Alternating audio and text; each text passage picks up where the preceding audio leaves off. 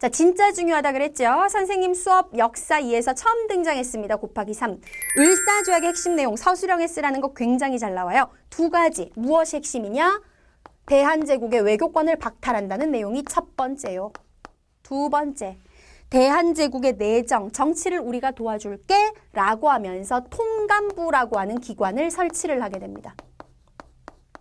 외교권을 박탈했다는 건 뭐예요? 외교권 박탈은 엄청난 거야. 이제 더 이상 대한제국은 일본의 허락 없이 다른 나라와 교류를 하거나 다른 나라의 신하들을 파견하거나 조약을 체결하거나 아무것도 못한다라는 얘기예요. 이 무시무시한 게 외교권 박탈이고, 통감부를 설치했다는 건 이제 조선의 정치, 내정은 일본에 의해서 좌지우지된다. 간섭을 강화하겠다라는 의미가 되는 겁니다. 이 통감부가 설치되고 나서 이제 통감부의 대빵이 바로 뭐냐면 통감이거든요. 관직의 이름이. 초대 통감, 제1대 통감으로 임명된 사람이 누구냐면은 초대 통감이 여러분들이 너무나 잘 알고 있는 누구야? 이토 히로부미야. 뒤에 가면 나올 거야. 안중근이 죽여버리죠. 자, 초대 통감이 이토 히로부미였다. 자, 굉장히 중요한 내용입니다. 교재에다 별표 많이 치시고요. 자, 그렇다면 이 을사조약, 강제로 체결된 을사늑약이 체결되고 나서 그럼 우리 민족은 가만히 있었겠느냐? 당연히 가만히 있지 않죠. 울분을 터뜨리기 시작합니다. 다양한 종류의 저항운동들이 등장하는데 대표적인 것들 한번 보도록 할게요. 첫 번째, 정부의 고위 관직에 있었던 인물, 민영환이라는 인물이 있었어요. 과거에 예조판서도 지내고 병조판서도 지내고 하여튼 고위 관직은 다 한 번씩 거쳐갔던 인물인데, 이 일본의 침략적인 행위를 계속 규탄하는 그런 어떤 입장을 발표하다가 이제 완전히 대세가 기울어 버리자 울분을 견디지 못하고 결국 스스로 목숨을 끊습니다. 자결을 해버리죠. 이런 일도 있었고요. 그 다음에 당시에 우리나라의 민족신문이 굉장히 여러 가지가 있었어요. 뒤에 가면 다시 배우게 될 거예요. 신문에 대해서는. 그중에 대표적인 신문 황성신문은요. 논설문을 하나 신문에다가 딱 게재를 해요. 그 논설문이 바로 무엇이냐? 시일야 방성대곡이라는 논설문이었습니다.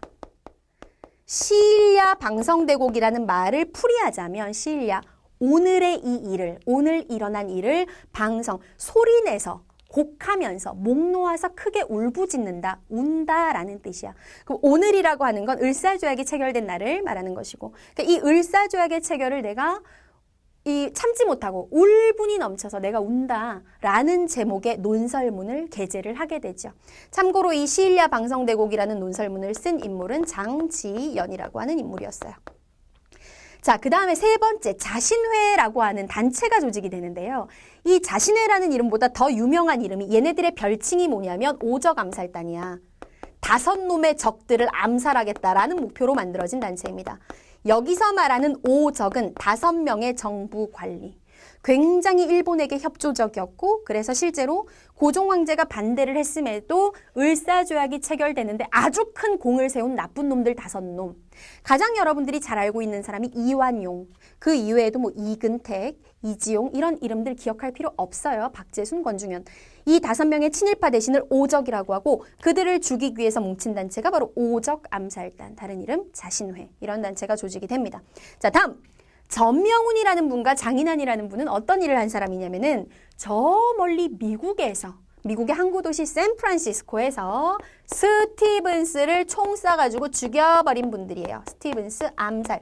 자, 스티븐스는 앞에서 등장했죠. 어떤 사람이야? 1차 한일 협약 때 일본에 의해서 우리나라 외교 고문으로 파견됐던 인물이고, 1908년에 볼 일이 있어가지고 이제 미국에 가가지고 있었는데, 오만 미국 신문하고 인터뷰를 하면서 아까 말했던 그런 내용, 일본이 쟤네 나라 한반도를 다스려줘서 한반도는 되게 영광스럽게 생각해야 되고 은혜이고 되게 한반도가 근대화될 수 있을 것이고 이완용은 정말 대단한 신하이고, 이런 헛소리를 찍찍 짓거리다가 결국은 이들에 의해서 총 맞아 죽게 됩니다. 총 맞은 지 3일 만에 결국 병원에서 사망을 하게 되죠.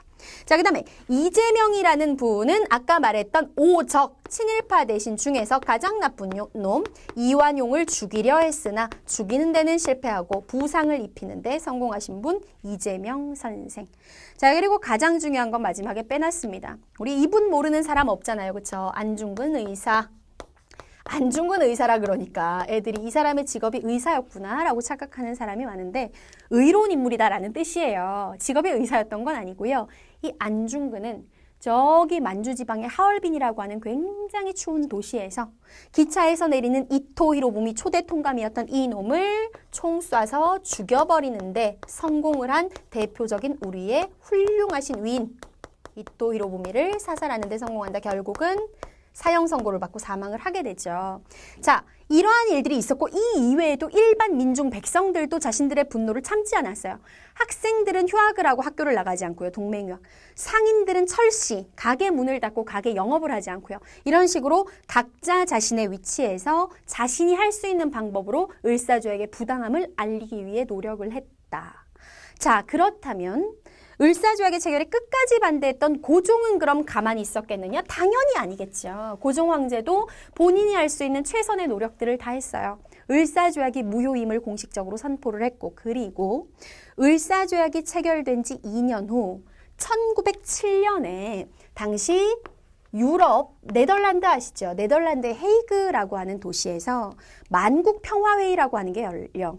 당시에 이제 세계 각국, 그 중에서도 이제 선진국들의 대표가 주로 모이죠. 세계 각국의 대표가 모여가지고 어떤 세계 평화를 논하는 이런 어떤 상징적인 회의였는데, 강대국들의 대표들이 모이니까, 여기에 만약에 나의 어떤 신하들을 파견을 해서 을사조약의 부당함을 알린다면 뭔가 도움을 받을 수도 있겠다. 이런 생각을 해가지고 신하 3명을 파견을 합니다. 그런데 일본 몰래 파견을 해요. 왜 일본 몰래 파견을 합니까? 우리에게는 뭐가 없어? 외교권이 없어요.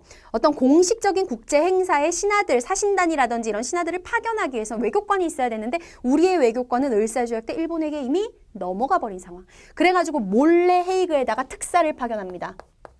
당시에 헤이그에 고종의 지령을 받아가지고 을사조약의 부당함을 알리기 위해서 파견된 3명이 누구냐? 이상설, 이준, 이위종이라고 하는 인물이었으나 결국은 실패하죠. 일본에게 발각이 되고 말아요. 본인들이 이제 황제에게서 받은 밀명을 제대로 수행해내지 못했다라는데 울분을 갖고 이준 선생은 또 헤이그에서 자결을 하는 극단적인 선택을 하게 됩니다. 어쨌든 실패를 했다라는 안타까운 결과적으로는 안타깝지만 고종이 이 정도의 노력을 했다라는 거는 굉장히 중요한 의미가 있겠죠.